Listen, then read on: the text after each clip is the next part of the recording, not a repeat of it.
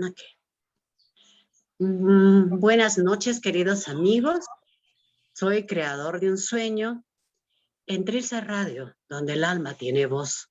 Y voy a tener el placer de conversar con una persona, con un invitado muy especial. Y Héctor Flores, o el Chaco de la Pitoreta. ¿Quién es Héctor Flores? Pues, como ustedes saben, yo generalmente intento en Creador de un Sueño hablar más de la persona que del poeta, pero veremos cómo vamos desentramando la historia de Héctor Flores. ¿Quién es Héctor Flores? Hola Jenny, mucho gusto. Pues Héctor Flores es hondureño, es un ciudadano del mundo, creo yo, enamorado profundamente de la libertad. Eh, Escritor, fotógrafo, a veces poeta, aunque a veces no me salga bien, pero sobre todo muy comprometido con esto de la causa de trabajar por Honduras como país, por Honduras como la gran patria de todos y todas, y sobre todo, por supuesto, por Latinoamérica. Pues yo creo que Latinoamérica es una sola nación. Las fronteras son pequeñas divisiones que los políticos han puesto, pero Latinoamérica es una y punto. Y los latinoamericanos no tenemos que sentir así. Claro que sí, en realidad deberíamos de ser una gran nación en donde no haya diferencias de nada, ¿no? Pero mira tú que estando en Arequipa tenemos diferencias inclusive con la gente, ya no mucho en realidad ahora, pero sí antes decíamos a la gente del campo y a la gente de la ciudad, porque habían diferentes formas de hablar, que Sí, seguían siendo castellano, pero igual, si tú hablas, por ejemplo, los arequipeñismos, de los cuales existe hasta un diccionario, porque son cosas muy regionales, que no, si el resto de la gente no lo sabe, pues no sabe ni de qué estamos hablando. Entonces, sí tenemos obviamente marcadas nuestras diferencias, eh, porque son nuestra identidad, ¿no? Nuestra identidad cultural.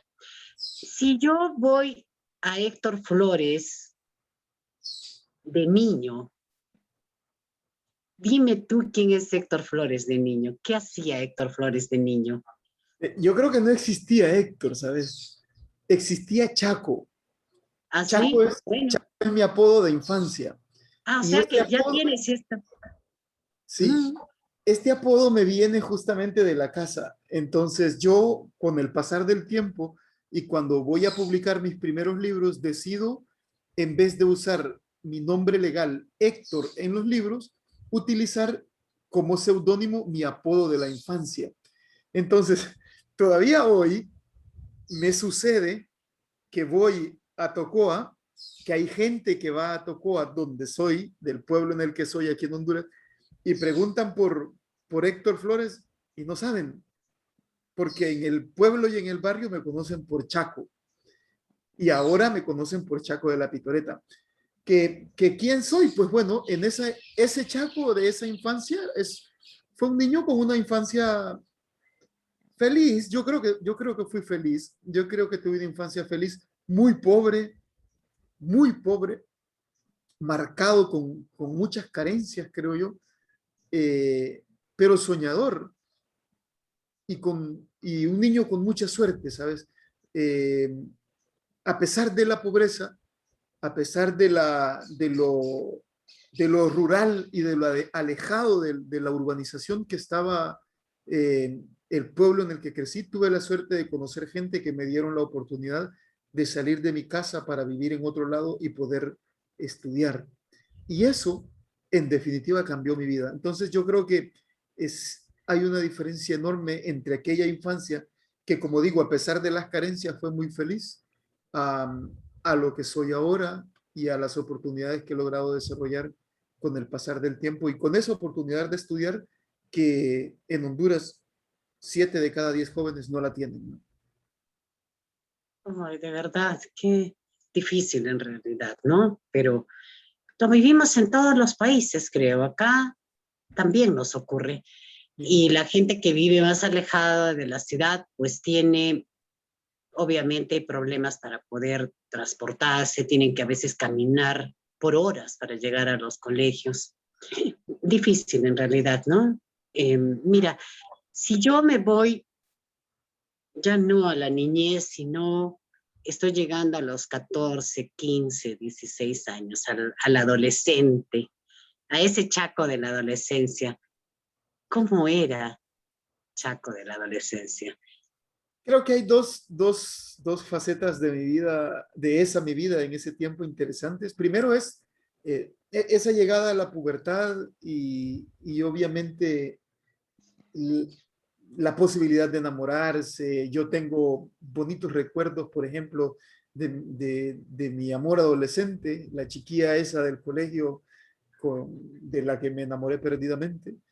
Pero también tengo la otra etapa de mi vida que fue la de empezar a entronar en el mundo del arte. Me gustaba mucho el teatro y esos fueron mis primeros pininos en la cultura, hacer teatro. Entonces, en esa edad yo hacía mucho teatro con un cuadro de teatro en Tocoa que se llamaba Manacal. Eh, Organizábamos presentaciones, íbamos a las comunidades y llevábamos el arte. Y era bastante interesante cómo, por ejemplo, yo aprendí a desenvolverme con el tema del teatro como algo natural. Actuar para mí era una cosa natural y creo que fue como la puerta de entrada, ¿no? Y por el otro lado, utilizar ese arte y esa expresión teatral como el camino a la lucha social. Desde muy joven estuve involucrado en los temas del movimiento social, en los temas de la lucha popular hondureña. De hecho, tuve que salir de mi pueblo por amenazas de muerte, por considerarme comunista, a pesar de que era joven, pero que las cosas que hacía y decía era porque estaba vinculado a grupos armados y esas cosas. Entonces, bueno, fue bastante interesante tener esa visión. Creo que los 14 me enseñaron a madurar, no solo en la línea del arte y el compromiso por Honduras, sino a madurar como persona y a replantear mejor lo que, lo que quería hacer ahora, ¿no? Ujú. Ahora, tú hablas el- voy a pensar en esto del amor, porque en realidad yo soy muy pegada al acto este de las relaciones humanas, el amor hacia lo que hacemos, el amor hacia nosotros mismos y obviamente el amor hacia una persona en especial. ¿Escribías tú en ese entonces cuando hablas de la niña o de la chica que te enamoraste por primera vez y escribiste algo y lo tienes ahí? Tengo este Porque libro. eres casi de las primeras personas de las cuales siempre alguien tiene un recuerdo, porque todos los demás nadie ha guardado eso, ¿no? No, no, Entonces, cuando, cuando era adolescente, conocí a una persona, un jesuita, un sacerdote jesuita, y nunca voy a olvidar uno de los consejos que él me dio. Eh, ese consejo fue, Chaco, cualquier cosa que digas, si no está escrita, es como que no lo hayas dicho. mm, Entonces yo aprendí de él a ir redactando mis propios diarios y aprendí de él a ir conservando lo que escribía, aunque me pareciera que no fuera útil o necesario. 40 años después, yo publiqué este libro que se llama 1976 y lo que hice en este libro fue poner algunos textos de manera literal que yo había escrito en aquellos años, porque como eran mis 40 años, era mi cumpleaños 40, yo quería tener esos recuerdos tal cual estaban. Y entonces yo tengo, por ejemplo, un poema aquí que se llama Después del Moncho, y ese es un poema de amor que está dedicado a una chiquilla que se llamaba Nessie Yamilet Andrade, que yo recuerdo bien. Eh, y bueno, era como, dije yo, tiene que estar ahí porque esta niña fue clave fundamental en mi vida durante todo ese tiempo. Ay, ¿nos puedes leer el poema? Claro, con mucho gusto. El poema se llama Después del Moncho. El Moncho era el Ramón Rosa, nosotros le decíamos Moncho al colegio donde estudiábamos. ¿Ya? Después del Moncho. Entonces me gritabas y yo corría tras tu voz, siguiendo tu sombra, escribiéndote en páginas sin tiempo. Íbamos como sin rumbo, con el azul celeste del colegio y la celestial alegría del amor de aquellos años. Solo vos y yo y el mundo, solos, tus pecas y mis penas, tu piel rosada y mi palidez, voz en voz, yo sin voz. Entonces te despedías, te perdías entre el cielo y mi gloria, te despedías, y una de esas, la despedida fue eterna, tan eterna que acá sigo, andando la misma calle y esperando escuchar tu voz llamándome, como anunciando tu regreso. ¡Wow! Mira, poema de 14 años. Mira, qué lindo, ya, pues ya se estaba perfilando, ya estaba perfilado totalmente el poeta, ¿no? Y el Sí, artista, ¿no? Entonces ya, eh, curioso, ocurren cosas contrarias, ¿no? Por ejemplo, tú dices que guardaste tus, mis tus textos. diarios. Sí, Yo me deshice de mi diario a los 16 años y perdí todo, rompí todo. Es más, rompí el nexo con la literatura, no quise volver a saber nunca más nada de escribir un poema, de hablar de literatura, nunca. Mira, por años, de años, de años, así años, me dediqué a los deportes, me dediqué a otras cosas, pero olvidé, dejé olvidado en un rincón así guardado con 7 llaves y tiré la llave. Pero bueno, mira, pasaron muchos años y regresé a esto que hacemos ahora y regresé a muchas cosas que se han abierto y en eso es lo que te voy a preguntar. Por ejemplo, ahora que ya estamos en estos momentos no diríamos no vamos a hablar todavía de lo que está pasando en el mundo, sino vamos a hablar de la vida de Héctor en estos momentos.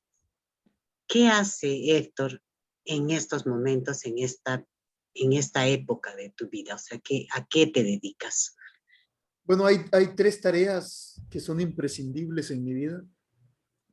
Eh, la primera tarea imprescindible es intentar sobrevivir en una sociedad en donde cumplir 40 años es un lujo.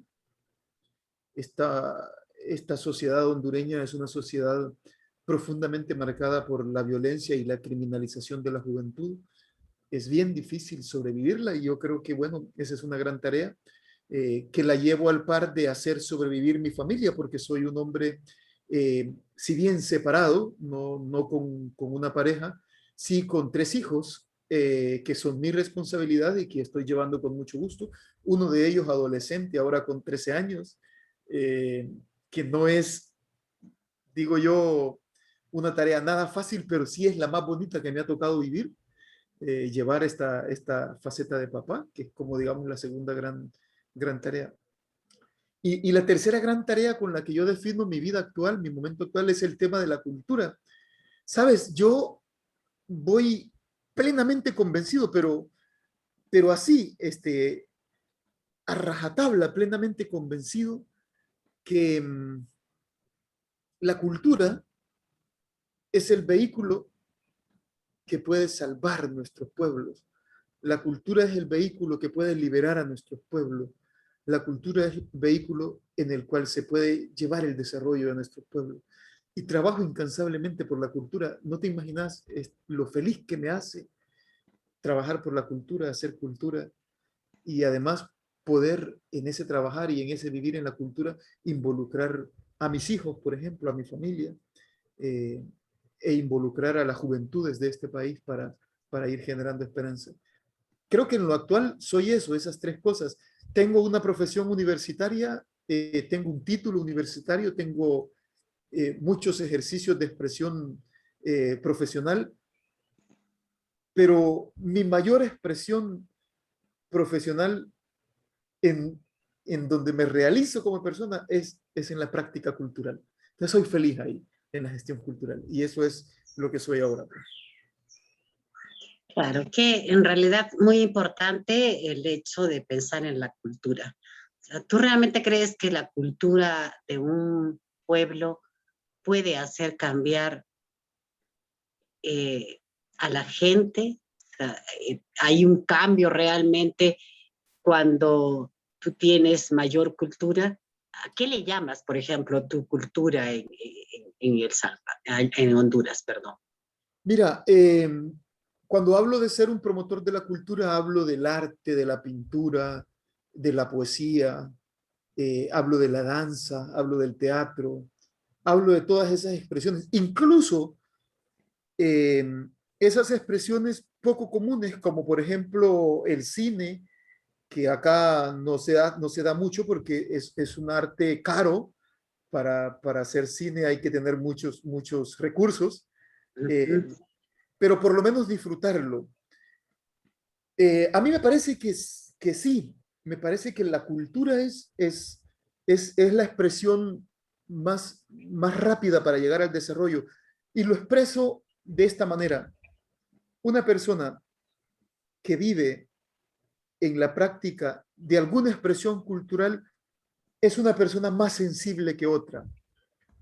Y cuando esa persona es más sensible, esa persona está menos interesada en destruir, por un lado, a la persona que tiene al lado, al próximo, al prójimo, y por el otro, a la casa común. Entonces, el resultado, por ejemplo, de una persona que es afín a vivir en una expresión cultural va a ser completamente distinto al resultado de una persona que no lo es cuando habla de la tierra, cuando habla de la naturaleza, cuando habla del agua, cuando habla de los ríos o cuando habla del ser humano en particular. Por ejemplo, tengo vecinos aquí en la ciudad que dicen, es que los pobres todos son ladrones, pero yo estoy absolutamente seguro que si esa pregunta se la hago a otro vecino que culturalmente practica o vive en la expresión de algún arte, jamás tendrá esa expresión. Va a decir, los pobres tienen condiciones difíciles para vivir y algunos tienen que delinquir para sobrevivir, pero jamás va a meter a todos los pobres en un saco y los va a llamar ladrones. Esa sensibilidad solo es posible con alguien que experimenta o vive una expresión artística. Y por eso es que yo estoy profundamente comprometido con hacer que la gente tenga acceso a una expresión de cultura para desarrollar esa sensibilidad que tanto ocupamos en la sociedad actual. Claro, claro, no, y no podemos, como tú dices, poner a todos en un mismo saco, porque en todo lado existen problemas sociales, culturales, económicos, y precisamente mm, hay diferenciación en eso, pero no puedes decir también, por ejemplo, todos los ricos son malos, ¿no? Exacto, No sé, ¿no? exactamente. Algo así, ¿no? Ni todos los ricos son malos, ni todos los pobres son lo peor. No, pues porque eh, el mundo es tan complejo y tenemos precisamente eso, y creo que en eso sí es muy importante mantener la libertad, ¿no? La libertad de poder expresarnos y poder decir las cosas que pasan y las cosas que sentimos, ¿no? Pero a veces el descontento de lo que ocurre a nuestro alrededor solo puede ser expresado por nosotros y para nosotros a veces, ¿no? Porque hablar y hacia afuera nos lleva a caminos difíciles. Pues, Depende del lugar en donde vivimos. Mira tú que fuiste prácticamente perseguido, ¿no? Cuando todavía estabas adolescente. Y, y pasar por cosas así tan difíciles también nos marcan, porque hacen que tal vez aprendamos a desarrollar más rápido, más pronto, algo que en realidad no nos corresponde. Quemamos, como decimos acá, etapas de nuestra vida porque no nos dejan ser ni niños, ni adolescentes, ni jóvenes, ¿no? Porque tenemos que vernos forzados a veces a abandonar nuestra ciudad, nuestra casa. Y mira, en tu caso ha sido una bendición el que hayas encontrado gente que te ayudó y que te apoyó para poder estudiar. sí. Y sé que mucha gente, muchísima gente, como tú dices, 7 de 10 es bien alto este índice de analfabetismo, supongo. Es un analfabetismo funcional, porque la estadística habla, por ejemplo, estos 7 de 10 son los muchachos que pudieron haber ido a la universidad. Pero, por ejemplo, estamos hablando de que en Honduras hay un gran porcentaje de jóvenes que fueron al colegio, pero que también son desempleados. Jóvenes que estudiaron una carrera de secundaria, pero trabajan recogiendo fruta en una plantación de estas corporaciones internacionales de palma africana. Jóvenes que fueron al colegio, estudiaron una carrera de secundaria, pero están atendiendo en el mostrador de una tienda de ropa de segunda, por ejemplo, porque no hay una respuesta laboral. Y luego otro gran sector de jóvenes que fueron, es de esos 3 que fueron a la universidad, que están desempleados o que en este momento están camino a Estados Unidos tras el sueño americano, porque tienen una carrera universitaria, pero aquí no pueden hacer futuro, no pueden hacer vida. Claro, es el subempleo o el desempleo total, ¿no es Exacto, cierto? exacto. Creo que eso nos pasa a muchos países, ¿no? Eh, terminas estudiando una carrera de 5 años, haces hasta tus maestrías y todo, y después terminas haciendo cosas para las cuales no estudiaste. Exacto. Y, y sin embargo, a veces se necesita gente, por ejemplo, no sé si pasa eso acá, la gente de empleos de mando medio, técnicos, a veces es tan difícil conseguir, por ejemplo, mano de obra para ciertas cosas, como, no sé, pues, por ejemplo, cosas especializadas para la casa, ¿no? Y en estos momentos es tan difícil ahora, ¿no? Porque Sí, ya no sí. sabes a quién llamar, a quién decir si puede entrar a tu casa y obligado a de repente quedarte sin algo, sin el servicio de una persona. Y eso va ocasionando también que esta persona a la cual tú llamabas siempre, pues ya no tiene tampoco esa ayuda hoy. Sí. Yo creo que en el fondo lo que necesitamos es reencontrarnos con nosotros mismos y poder aprender a, a confiar aún en tiempos de desesperanza como estos, ¿no? Por ejemplo, ese comentario que haces sobre cuando necesitas tener a alguien, pero no sabes a quién vas a meter en la casa, porque la seguridad está primero y todo lo demás, pues sí, justamente es porque vivimos en una sociedad tan complejizada y tan marcada y tan dada a resaltar lo negativo que ya hasta se nos hace difícil confiar, pues. Eh, Ahí es donde creo yo hay que poner el foco y ahí es donde creo yo la cultura, la expresión artística, independientemente de lo que sea, juega un papel muy importante porque nos enseña a entender que en este mundo, a pesar de las diferencias, todos somos seres humanos y todos somos útiles y necesarios los unos para los otros. Ay, no decía que desconfiaba, porque bueno, también ocurre eso, ¿no? De que desconfiar porque no conoces a las personas. No, yo decía en este momento por lo de la pandemia, que no sabes si También deben, si debes hacer entrar a una persona, pero no sabes si de repente vas a terminar con contagiado. algo contagiado ¿no? O él contagiado. Entonces es más iba en ese sentido ahora, en este momento, ¿no? Pero sí, obviamente también existe eso de la desconfianza muchas veces cuando no conoces a las personas, ¿no? Pero nos va a ocurrir siempre y no hay manera a veces de controlarlo, ¿no? Pero bueno, ahí andamos con esto precisamente de la pandemia. Hay mucha gente que se ha dedicado a hacer muchas cosas y a escribir poesía. Y yo te quiero preguntar algo específico referente a esto de la poesía. ¿Tú crees que escribir todo lo que se nos ocurra es ya poesía? Yo creo que escribir todo lo que nos ocurra es un acto de escribir. Que sea poesía, yo tengo dos respuestas. La primera es que los académicos determinen qué es para ellos poesía, se encierren en sus cánones, den sus veredictos, juzguen a quien tengan que juzgar y que sean felices. Y la segunda es, escribe, intenta comunicar algo, sea poesía o no sea poesía, que tu misión de comunicar se cumpla, es decir, que el receptor lo entienda y ojalá con eso se construya una esperanza y sea feliz. Eh, el problema, Jenny, en este momento es que estamos demasiado dados al tema de la crítica, al tema del señalamiento, al tema del juzgar, cuando en este momento lo más importante es entender por qué el otro ser humano lo hace. A mí me llegan textos, porque soy editor, tengo una editorial y estoy publicando textos a menudo y estoy trabajando libros a menudo de otra gente.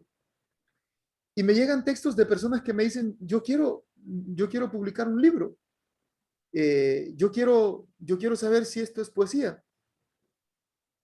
Y mi primera respuesta siempre es, ¿y usted qué piensa? Va, porque vea, el primer comprometido, el primer convencido de si lo que hace es poesía o no, es usted. Si usted me dice que lo que hace no es poesía, entonces yo me evito leerlo. Si usted no está convencido de lo que escribe, ¿por qué tengo que estar convencido yo? Convéncese usted primero y después me convence a mí. Y segundo es, jamás decir esto sirve o esto no sirve. Siempre es decir, yo te acompaño. Hagamos un proceso. Si lo que tienes hasta ahora no es publicable, no importa. Trabajemos en ello hasta que sea publicable. Porque ¿quién dice que esta es una actividad reservada para unos cuantos? No, Esta es claro una que no. actividad, es para todos, es para todas. Y algunos, como es mi caso, por ejemplo, tenemos la enorme responsabilidad de ser facilitadores de ese camino. Lo voy a decir así, a rajatabla y sin ningún disfraz. Yo prefiero un mal escritor de versos que un perfecto disparador de rifles. Mm. Entonces, mejor acompaño a alguien que me dicen que está escribiendo mal los versos a tener que dejarlo ir para que aprenda a disparar una pistola y un rifle y se gane la vida matando personas. Yo prefiero que se gane la vida soñando que puede escribir. Bueno, eso es cierto. Mira, los sueños. No puedes quitarle el sueño a alguien, ¿no? Pero y además, como yo hace poco dije, en realidad que no hay crítica a la poesía será porque la gente dice que todo lo que uno escribe es poesía. Pero eso, como tú dices, uno tiene que asimilarlo, tiene que aprender, tiene que querer eso que ha escrito, confiar en lo que ha escrito. Y yo sí te digo que en realidad podemos ser escritores, podemos ser poetas, pero también tenemos que aprender ciertas técnicas. Y eso que tú haces de decir, lo vamos a poner y convertir en algo que sea publicable, es eso precisamente, ¿no? El trabajo que ya uno hace como editor, el trabajo que ya uno hace aprendiendo técnicas, porque nadie ha nacido, creo yo, sabiendo. Una cosa es que te salgan las cosas y que vas paginando, pero para poder escribir tienes que primero haber aprendido cómo hacerlo, ¿no? Entonces sí, yo creo que sí es importante y además creer en los sueños, ¿no? creer en esos sueños que todos tenemos, ¿no? Ahora, yo pensando en esos sueños, y yo digo, ¿cuál es el sueño de mi querido Chaco? ¿Cuál es tu sueño? A ver, dime, comparte con nosotros. Eh, yo vivo en una ciudad de Honduras que se llama El Progreso Lloro. Es una ciudad con 300.000 habitantes. Y en 300.000 habitantes que tiene este municipio, esta ciudad, no existe una sola librería. No hay un solo lugar donde tú puedas ir a leer. No existe una librería. Hay una biblioteca municipal que pasa todo el tiempo cerrada, porque no hay presupuesto en el gobierno municipal para que esté abierta.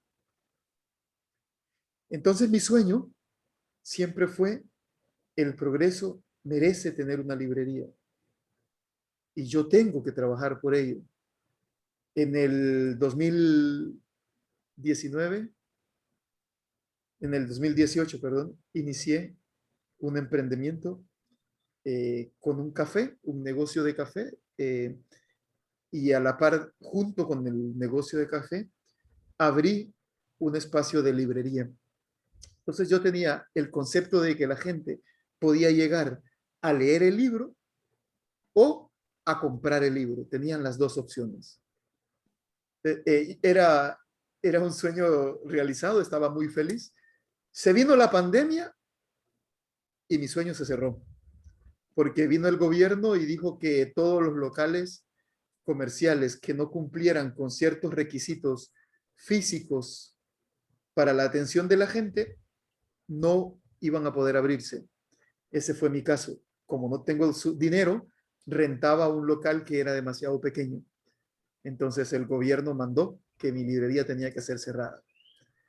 Se cerró la librería y entonces yo dije, no voy a quedarme ahí, y ahora estoy tratando de darle otra dimensión a esa librería. Tengo un proyecto que se llama Proyecto Nómada.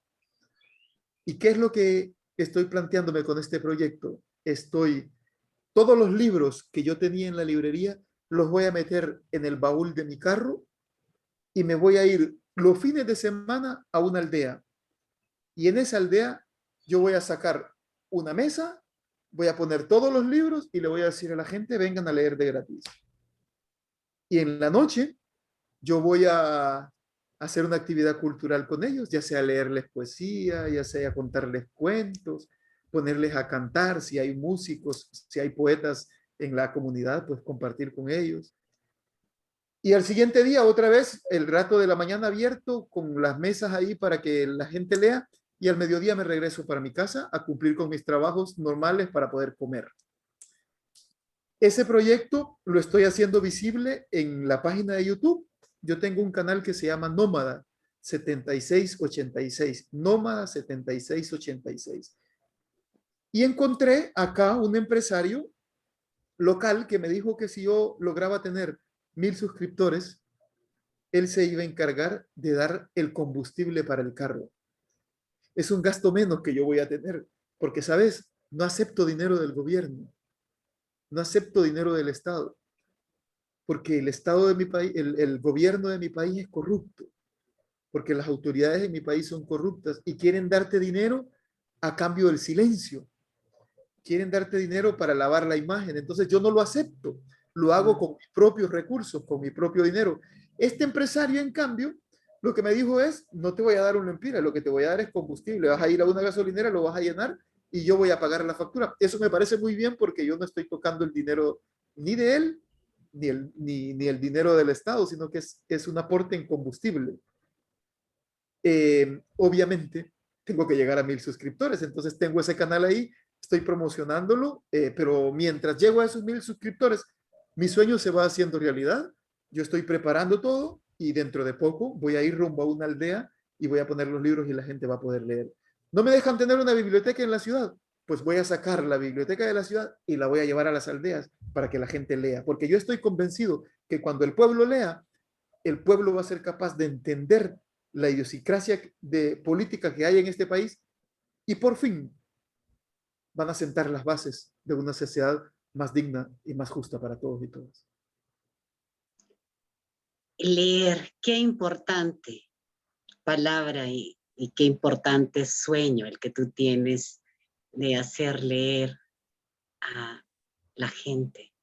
Porque eso es un sueño realmente, que la gente aprenda a leer, porque en realidad podemos haber aprendido en el colegio lo que se dice leer, pero el raciocinio y la capacidad para leer es distinta.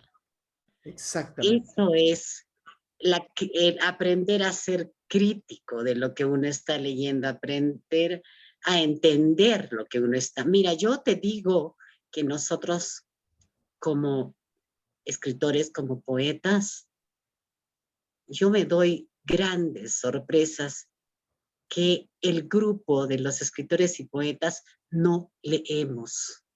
Mira, Ciertísimo. no somos capaces ni siquiera de leer las instrucciones de algo.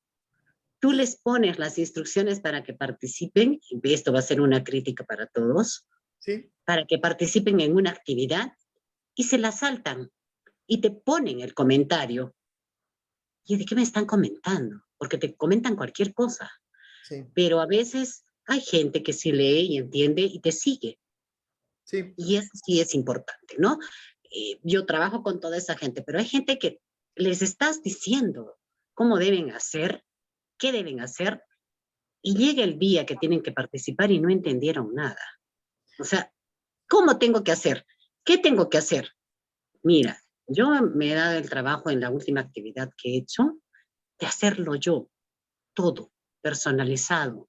Les he mandado hasta la fotografía para que no tengan problema. ¿Por qué? Porque en realidad también es un poco a veces asunto de timidez o el poco manejo de las redes o de la tecnología, ¿no?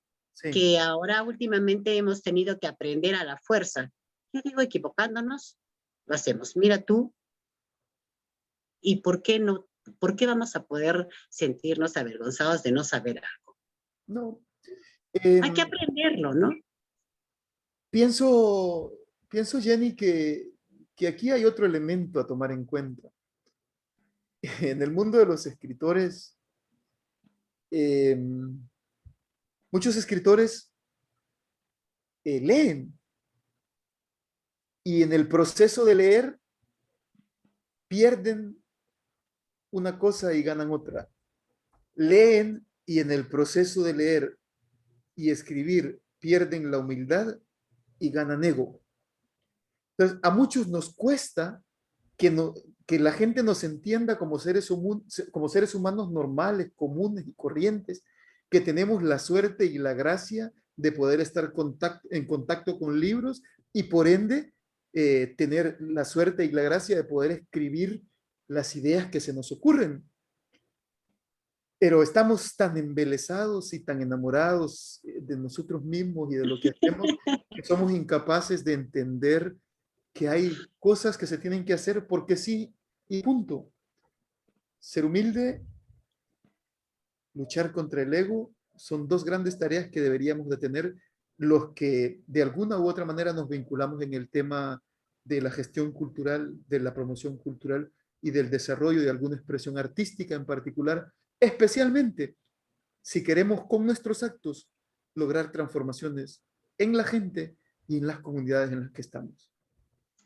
Pero mira, en realidad es bien difícil separar el ego de un escritor, de un poeta, de un actor. En base a eso es que a veces empezamos a crecer.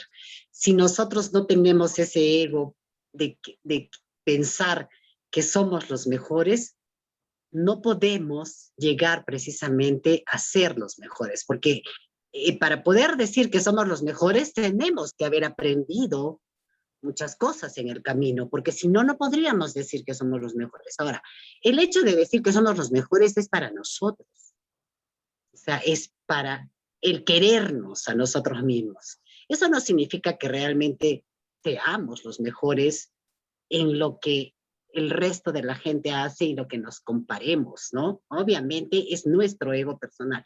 Ya, hay mucha gente que ese ego lo va a sacar a florecer con todos los demás, a compararse con todos los demás, a decir, yo estoy acá y los otros están acá abajo. Puede ser que sea verdad, porque de repente ha aprendido a hacerlo, ¿no? Le ha costado el aprender y llegar a ese momento. Pero pues eso no significa que necesariamente pues los demás no sean también buenos escritores o sean malos escritores. ¿Quién lo va a decidir? ¿Quién lo va a decidir? ¿Lo vas a decidir tú? No, lo va a decidir la gente que te lee, la gente que te entienda. Y yo siempre digo, mira, una cosa que siempre hablo y es esto. No nos sirve de nada crear, escribir el poema o escribir el cuento, lo que sea que escribamos, el tema que nosotros, si es que nadie nos va a leer o si es que nadie nos va a escuchar. ¿De qué sirve escribir el mejor de los cuentos si nadie lo ha leído? ¿Cierto? Y lo va a leer o se lo vas a dar al crítico de arte.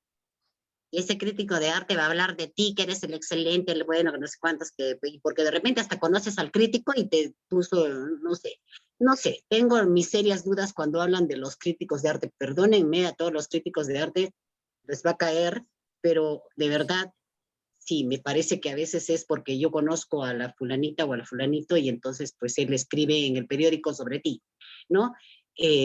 Pero ¿quién, quién es realmente ese crítico?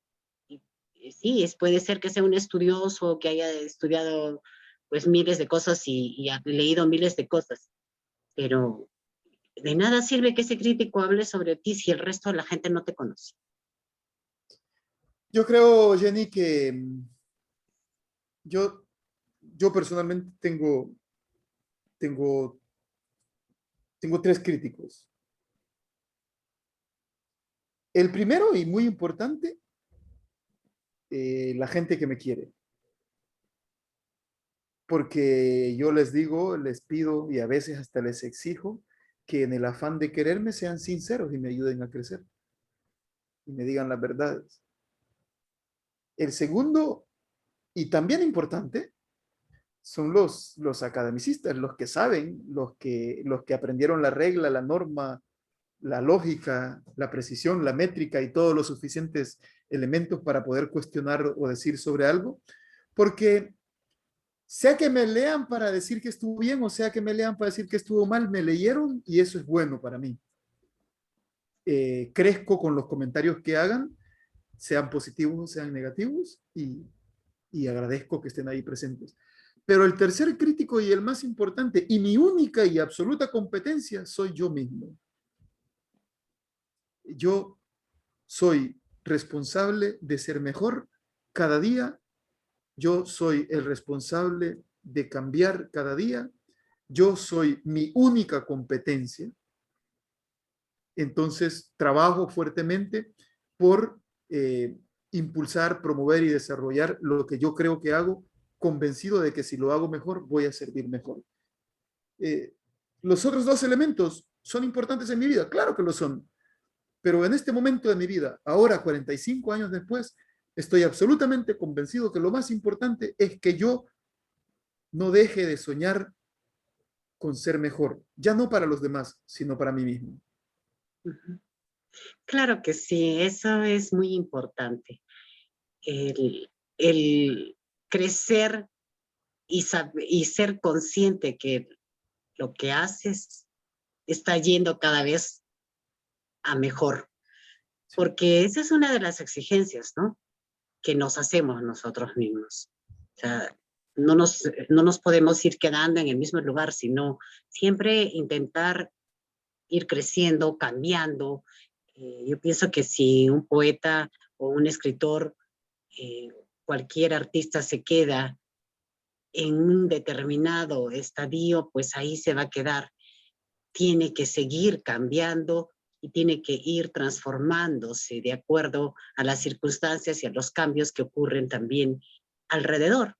Tienes que ir sufriendo transformaciones, ¿no es cierto? A menos, claro, que él quiera quedarse ahí, porque justamente lo que te da el arte es la posibilidad de decisión. Y si tú quieres quedarte en un nivel determinado porque ahí sos feliz y ahí te realizas plenamente, pues qué bueno, pues, qué bueno. Pero entender y aceptar entonces que elegido ese escenario, encontrarás eh, detractores y enamorados que dirán mucho de ti y hay que tener la certeza y la fuerza de aceptar las cosas como tengan que venir en esas circunstancias, ¿no? Eso es cierto.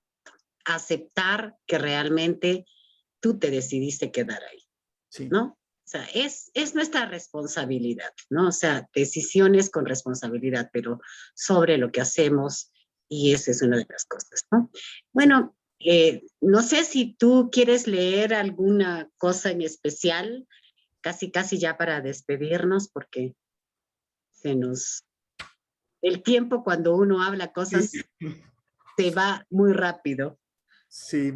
Si me das permiso, yo quiero leer un poema eh, que para mí es bastante marcado porque me da y me trae recuerdos, ¿no? Claro que De sí, puedes leer el que tú desees. Esa es tu decisión. son poemas, este poema que voy a leer es un poema que para mí tiene mucha importancia porque es un poema que se lo dediqué a mi padre. Es siempre de Bueno, este libro y me parece a mí que son esas pláticas inconclusas. Un día antes, no quedó tiempo para firmar el contrato. Apenas leíamos las letras pequeñas cuando tus ojos no dieron para más y se apagaron lentamente. Te fuiste antes de la palabra, cuando pensamos que hablar era necesario y nos acomodábamos en las horas de la noche, las que nunca dormiste, para decirnos un par de cosas que se murieron en el intento. Te fuiste un día antes y la cerveza medio llena sigue ahí, en el mismo estanco, narrando la misma historia para que otros vengan por ella y se vayan como vos. No quedó tiempo.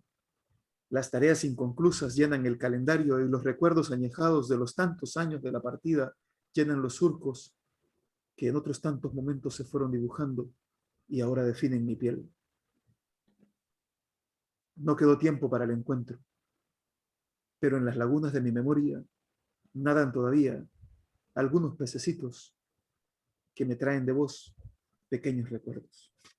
Muchas gracias. ay, qué bonito. Mira, qué lindo hablar sobre tu padre. Es hablar sobre los seres que más queremos. Nos lleva a caminos en los que en realidad siempre estamos ahí. Efectivamente. Y, y gracias por compartir realmente este poema que creo que te trae y te lleva a un camino,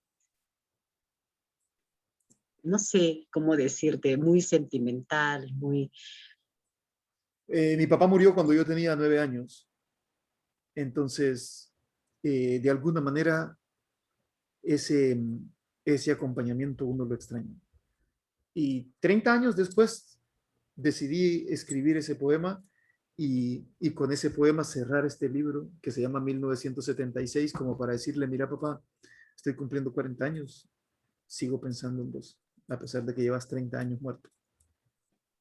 Ah, mira, ¿sabes qué? Qué detalle tan bello el pensar y el hacer una cosa así, un homenaje a tu padre, ¿no?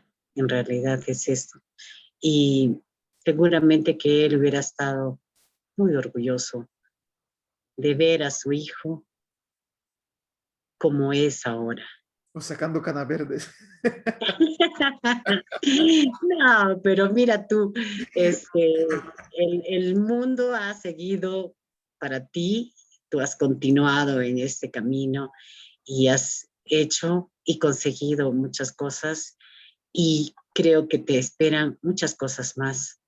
ese sueño que tienes de la lectura me parece tan maravilloso y hay que ayudarte. Pondremos una campaña para que logres llegar a los 1000 y que así tengas la gasolina para que puedas, el combustible, no sé cuál será lo que uses, para que puedas ir con los libros al pueblo y llegar a tus lectores para que ellos también aprendan y sean transformación en el mundo en el que vives, ¿no? Te lo voy a agradecer muchísimo. Te lo aseguro que nada me hará más feliz saber que la limitante del combustible no va a ser una razón para no llegar a la gente. La Claro gente que sí. quiere leer. La gente quiere leer. Lo que hace falta es llegar a donde están ellos, porque ellos no pueden venir acá. Entonces, pues sí, si la gente que sigue tu programa, si la gente que te escucha, la gente que es cercana quiere suscribirse al canal, y de paso me mandan un mensaje para yo saber quiénes son y agradecerles públicamente, pues será genial. Muchísimo, será Mira, genial. yo voy a empezar la campaña, yo ya me suscribí a tu canal, apenas me dijiste, y bueno, pues vamos a hacerlo, ¿no? Hay que hacer con todos los amigos y decirle, oye, suscríbete a esto porque es esto, es esto. También es un poco llegar a cada persona, ¿no? Y explicar el por qué es importante. Sí, Porque también a veces te suscribes a cualquier cosa y no es tan importante, pero esto sí, es una sí. cosa que en realidad me parece muy importante apoyarte, ¿no? Hay que apoyar esto de lo de la lectura. Y bueno, pues eres bienvenido siempre con tu poesía. Mándame tus audios para escuchar Con tu mucho voz. gusto, con mucho Y gusto. claro que sí. Entonces vamos a dar por finalizada esta parte. Y no nos ha dado tiempo para hablar de los tolupanes, pero lo hablaremos en otra oportunidad. En otro espacio, con mucho gusto. ¿Ya? Ok, bueno, muchísimas gracias y nos despedimos en Creador de un Sueño, en Trisa Radio, donde el alma tiene voz. Muchas gracias y buenas noches. Buenas noches, mucho gusto.